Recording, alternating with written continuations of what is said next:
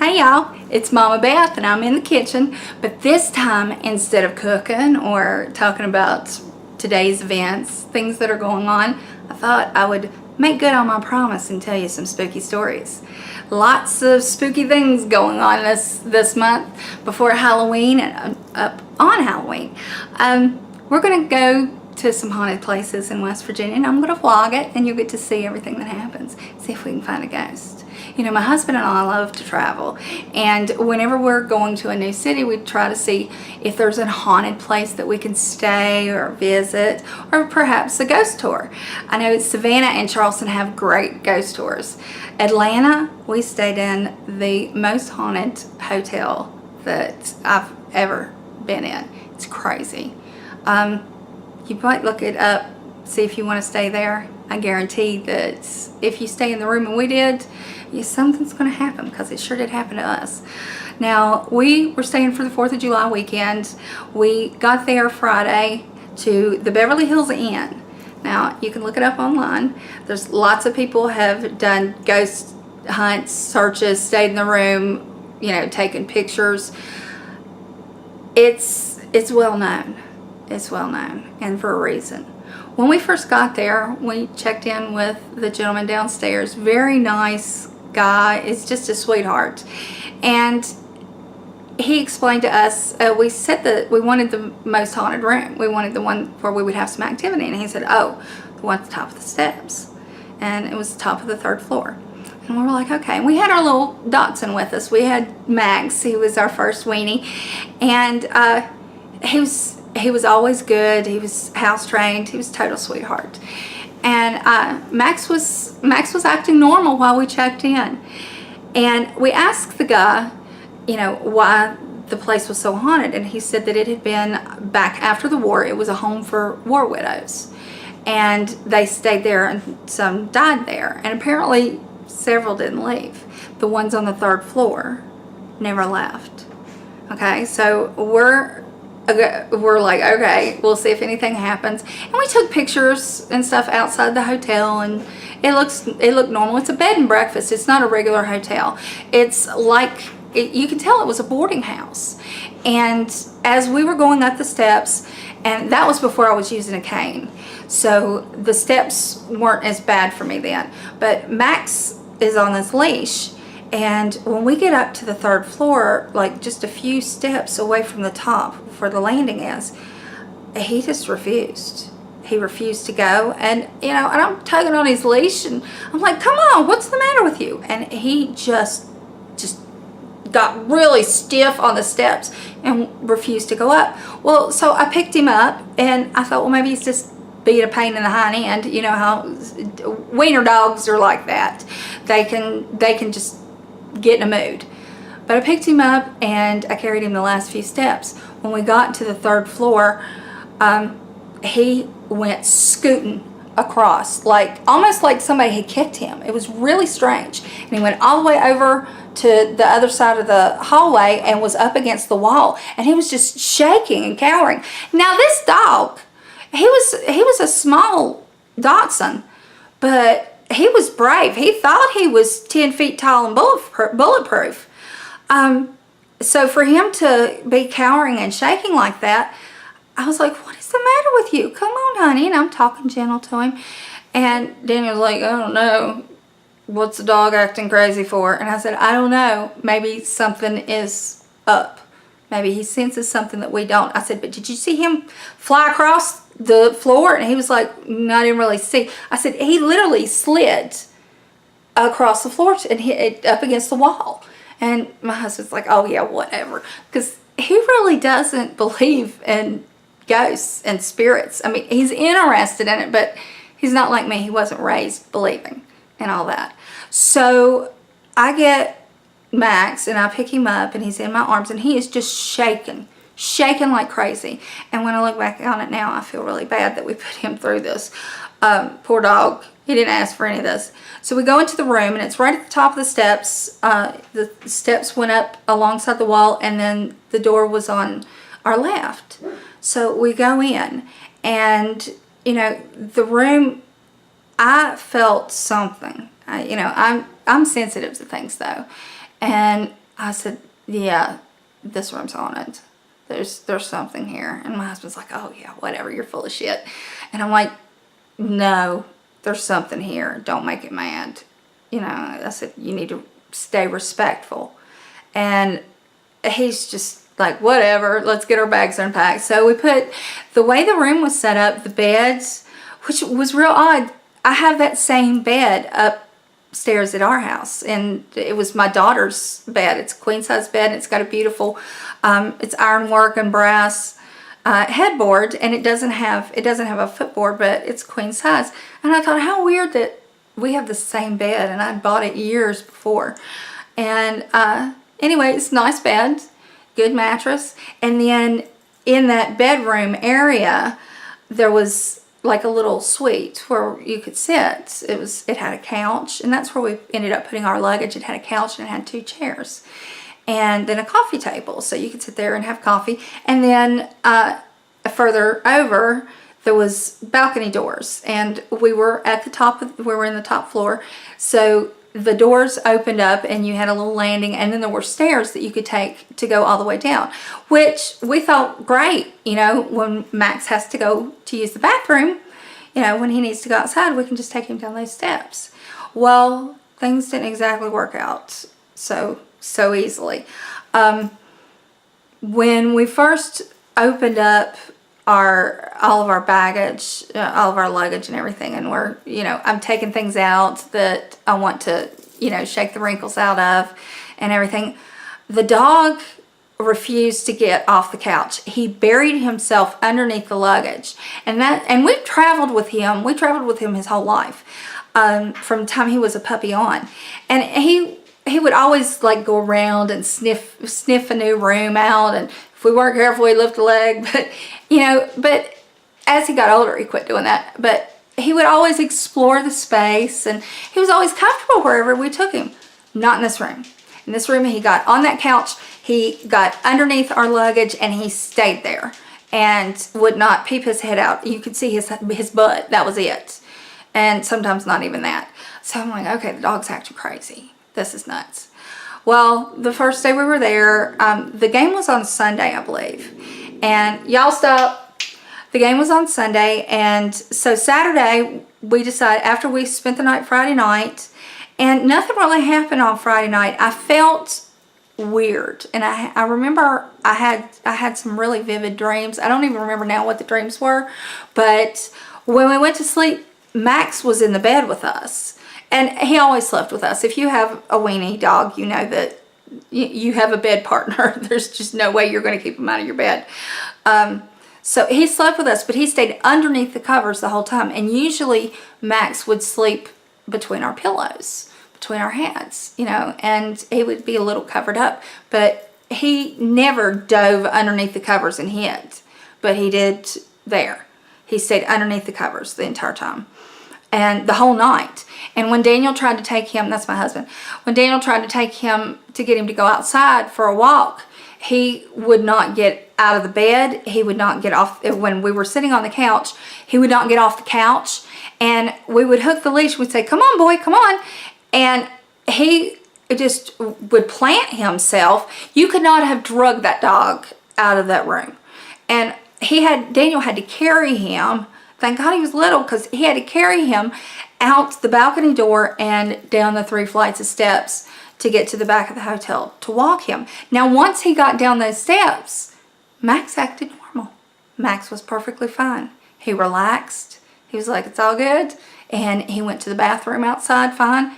But then when it came time to come back up, he would not walk up those steps. And they weren't scary. They were just iron like steps. And Daniel would have to carry him up. And Daniel was getting kind of pissed off. And so Saturday we said, okay, we're going to go. There was a marathon, I think, going on for breast cancer or something like that. But we went to the Buckhead Mall, which I love going to that mall because it has all the best stores. And we went shopping, of course. And then we decided to come back to the hotel, and we went out to eat, and then we came back to the hotel, and we were like, well, we'll watch some TV. Well, the TV kept messing up. And we called downstairs and we were like, okay, what's wrong? And they said, well, you should have, it's got so many channels, you know, it had a limited cable. But even so, none of the regular, like NBC, ABC, Fox, none of that would work on that TV. And then finally one of the guys came up and he said, we don't know what's wrong with it. You know, it sometimes does this. And I said, well, is this part of the ghostly activity? And he said, yeah, we think so. Whenever it's going to do something, the TV messes up. I'm like, oh, great, thanks. And Daniel was like, they're just trying to scare us. They're trying to scare us.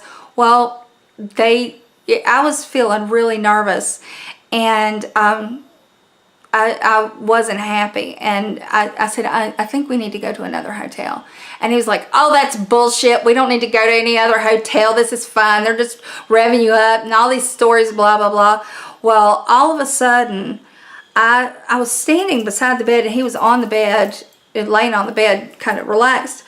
And I felt something grab my arm, and I was like, ah, like that. And he was like, what are you doing? And I mean, because really, he's total skeptic. And then I felt something cold go through me. It went from this side all the way through. And you could feel it. And I got the hairs raised on my arm. And then, I mean, I had goosebumps all the way across. And then the back of my neck. And then all the way through this arm. And I was speechless. And I said, Daniel, something walked through me. And he said, what? And I said, look. And he saw the goosebumps. And it was probably 80 degrees and really humid in that room. There was no reason that I should have goosebumps. And he felt my skin, and he was like, you're freezing. And I said, I told you something walked through me. I said, there's something here. And he was like, well, until I see it, I'm not going to believe it, but you really are freezing. And I said, yeah, I'll warm up in a minute. I said, but whatever is here doesn't appreciate us, and he definitely doesn't like our dog. Well, Max, at that point, Max was barking at the bathroom, which was down this little hallway. It was like a suite, and it had a kitchen. There was a doorway, like the bed was here, and then there was the doorway, and then the wall, and then the TV was in the corner in a like a cabinet, and then the couch and all of that, and then the balcony, and then you went to this side, and there was a little hallway, and the bathroom was at the end. Well, Max kept looking down that hallway, and then every now and then he'd bark like that, but real short, but he wouldn't keep barking. It was almost like he was being disciplined. Like when I fuss at mine, I'll say, stop it, and they'll get real quiet. They know to listen. But it was like something where someone was telling him no. And it's real weird because the whole time we were there, he never once tried to go to the bathroom in the room, and he waited till, I mean, he never signaled to go outside. I would say it's been a long time, we need to take him out. And he was, like a year old, but you know how little dogs are, they'll signal you even when they're well house trained. He didn't signal the whole time either, and that had me worried. I'm like, what is wrong with this dog? So that was Saturday. Then and we went to bed Sunday, same thing, dog under the covers. And we were staying till Monday now. And we went to the game on Sunday, and it rained. It was raining before the game. And my husband, he was so pissed off. He was like, if we get rained out and we have to stay till tomorrow, this is just a bunch of shit, blah, blah, blah, blah. He was mad because it was pouring rain. And I was like, just calm down. Maybe it'll quit raining. It'll be okay. We can do something else. We can stay tomorrow. Maybe you can take an extra day off of work. So after the game, we can still drive back and all this. And I was trying to calm him down. Well, he was just in a foul mood. And my husband doesn't get like that. It takes a lot to make him angry. Just raining out a game wouldn't do that. And I'm like, you're acting weird too. Between you and Max, y'all are acting strange. So anyway, it stopped raining, and we found out the game was going to be on time. And we left Max. he'd taken him down and he'd gone to the bathroom. We left Max in the room because we couldn't take him to the park, to the ballpark. Max immediately went under the luggage on the couch there, and we go to the game and we had a good time. We got to see fireworks. We enjoyed ourselves. Then we come back and we realize we didn't eat. We forgot to eat at the game. Well, now I'm diabetic. I can't go but so long without eating. And Daniel and I are arguing. And we don't argue. Well, I mean, when we do, it lasts maybe 5 minutes. But it was just like we were both in just foul moods. And so finally I found a place that was open and called. There was no phone in the room either. I had to use my cell phone. So I couldn't like call down and ask for a recommendation for a restaurant. I had to basically call all over Buckhead to see what was open that he could pick up. If anything would deliver, we would have had it delivered. But, you know, we finally found one pizza place that would make us dinner. And because it was like 11:30, the traffic had been terrible. It was just a mess. And so he goes to get the pizza. And I remember he said, well, whatever the hell's going on in this room, I wish it would either do something or shut up. Or stop it completely or something like that. He made an offhand remark, but it was real snarky. Well, he had been gone probably 10 minutes, and the place that he was going to wasn't very far. I heard something rattling in the kitchen area. And now the kitchen had like the sink and a little bitty refrigerator and cabinets. And the sinks were full size. There were two double sinks. And then on the other end, there was the air conditioner. It was a window unit. And it had been on the entire time. I mean, it was doing its best to cool the place down. But then the table, there was a little table there, which we didn't use. It was too small and too cramped for us to sit in. But I had laid a bag from where we went shopping earlier on that table. So I thought that perhaps, you know, the air conditioner was hitting that bag. When I went and looked, and I thought, well, maybe that's it, even though I didn't see the bag moving. So I take the bag and I put it on the couch with the rest of our luggage. Well, I still hear rattling, and I couldn't figure out what it was. Well, I go back into the kitchen, and I'm looking around, and I look underneath the air conditioner. Now, I have arachnophobia. I am deathly afraid of spiders. Anybody that knows me knows that ever since I was a kid, I've been afraid of spiders. I got bitten by a brown recluse on my cheek, and you can see the scar right there still. And I've had dermabrasion and everything. Brown recluse. But so I am terrified of spiders. Underneath the air conditioner, there was a hole. And I guess that's where they had come up. But I saw the biggest brown recluse and a black widow. And now, I know my spiders, because when you're afraid of something, you study them. And let me tell you, they were the biggest ones that I've ever seen. And they were fighting. I've never seen spiders fight, but these two were fighting. And it wasn't a wolf spider either, because wolf spiders will fight and kill other spiders. But no, this was a brown recluse. Big difference in the markings, and yeah. So I scream at the top of my lungs, of course. I'm like, of all the things to see, that was the most terrifying to me. I could have had a ghost walk in front of me. I mean, hell, I had one walk through me the day before. But if one had materialized, I think I would have been less upset than seeing these spiders fighting. I know that sounds crazy, but I scream at the top of my lungs. And I run out to the door. I run out to the door of the room. Max, of course, is hidden under all the luggage, and I'm screaming for the manager. And finally he came upstairs, and he was like, holy shit. And I said, I've never seen anything like this before. Kill it, kill it, kill it, kill it, kill it. He said, I'll be back. And he went and got some spray.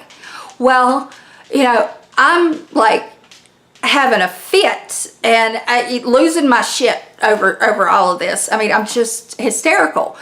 And it takes a lot to get me, totally torn up. But at the same time, the manager came in with the spray. It was some knockoff of Raid. I remember that. Daniel comes in with the pizza and he's like, what the hell's going on? I was like, look in there. And he saw him and he was like, I've never seen anything like that in my life. And I said, kill him, kill him, kill him. And so the manager, he was such a sweetheart, but he was a gay man, and he was like, no. And he basically just was like, here, you do it. And Daniel goes in and he sprays the spiders who went down the hole. He's spraying after them, and I'm like, you're gonna have to stay there and make sure, plug the hole up, do something. And so he sprayed a bunch of Raid down in there and to kill them. And he said, I've never seen anything like that. I've never seen spiders fighting before. And I said, I haven't either. I said, but I'm torn up. My nerves are shot. And at that point, I think I went and took a drink. I think we had some liquor there, and I think I took a shot of something to help calm me down. And he said, well, I've got the pizza. Let's eat. Let's go to bed. It's over with. It was just 2 spiders, Beth. Calm down. It was just 2 spiders. And I said, yeah, but of all things, with me, with everything that's gone on, I said, that was like the scariest thing that could happen to me until later. All right, we ate the pizza. We had the dog in the bed with us. There's no TV on. Now, in the kitchen, there were no dishes. There was no silverware. There was no glassware. And we hadn't turned the sink on at all. Since we've been there, we had not used the kitchen at all. I think he may have put a few drinks in the little refrigerator, but we had drank those. But so there's nothing in the kitchen. It's just bare. We're in bed, and I refused to turn the light off. The light in the kitchen was on, and the lights for the bedroom / living area was on as well. We started hearing the water running. And Daniel was about asleep. And I was laying there dozing. And I thought, who turned the water on? And I said, Daniel. And he's sleeping beside me. I said, do you hear that? He said, did you turn the kitchen faucet on? And I said, no. And I'm whispering at this point because I'm like, what the hell is going on? Because, the headboard of the bed, there was a wall, and then on the other side is the kitchen sink. And I said, look in there and see who was in there. And then you could hear like water splashing, like somebody was doing dishes by hand. And then you could hear, if you've ever done dishes and you take a cup and then you put the silverware, stick the silverware in it to, that rattle where it goes down in the cup, you could hear that. And you'd hear wash. And then you'd hear them, like plates being set to the side, and you could hear silverware going down in a cup. You could hear it clanking. And he gets up, and he looks around, and he said, there's nobody in here, and the water's not on. And I'm like, bullshit. So I get up and I look, and I'm like, okay, let's make sure everything's off. And I'm opening all the drawers, and I'm thinking, okay, we're hearing this from somewhere. Where are we hearing this from? Now, at that point, I'm like, this is beyond anything I've ever imagined. Called the manager to see if there was someone perhaps in the room below us that might have been doing dishes where could the sound have bounced. And honestly, if you've stood right beside a sink or real close to a sink and you've heard somebody do dishes, it was that loud. It wasn't like muffled, like it was coming through a floor, but there was nobody in the room underneath us. So we were the only ones there. And when we finally came back, we got settled into bed again, and it wasn't 30 seconds, 45 seconds, water started up again, washing dishes. And hand to God, my right hand to God, whatever it was, washed dishes all night long. We took turns dozing, And I mean, and I kept going in there and looking. And when I would get up, and just as I would turn my head around to see, it would stop. It was the weirdest thing I've ever experienced. I mean, one of the weirdest things that I've ever experienced in my life. So the next morning we're ready to go. We pack up all of our stuff, we get all of our shit together and get it in the suitcases, and grab the dog, and I'm like, whatever it is here, stay here. We won't be back. You know, I hope you rest in peace. I hope you find the peace that you're looking for. God be with you. And we left. But as we were leaving, we saw the manager. There were 2 guys that managed. They were a couple. And we said, okay, this happened to us. Then we started listening to things, and they said, oh yeah, that's normal. You wanted the haunted room. That one's haunted. So if you want to spend the night in a haunted hotel and you really want the crap scared out of you, go to the Beverley Hills Inn. Tell you what, I'll give you their address. It's Beverley Hills Inn in Atlanta, Georgia.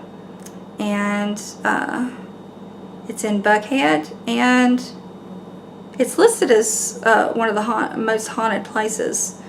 It's on 65 Sheridan Drive, Northeast Atlanta, Georgia, 30305. And if you want to call and book your room. It's 404-233-8520. And it's a beautiful hotel. I mean, it's a beautiful bed and breakfast. The rooms are nice. They just have a little bit of extra, little extra spirit in there. But don't be disrespectful, because that was the mistake my husband made. He was disrespectful, and whatever it was in there, that little old lady, she decided to show him. He doesn't talk bad whenever we go anywhere haunted anymore that's supposed to have spirits or ghosts. He's learned his lesson. But that's my story. I'll be telling ghost stories all through this month. And you love you, I love you, you love you, and you have a spooktacular Halloween. Bye, y'all.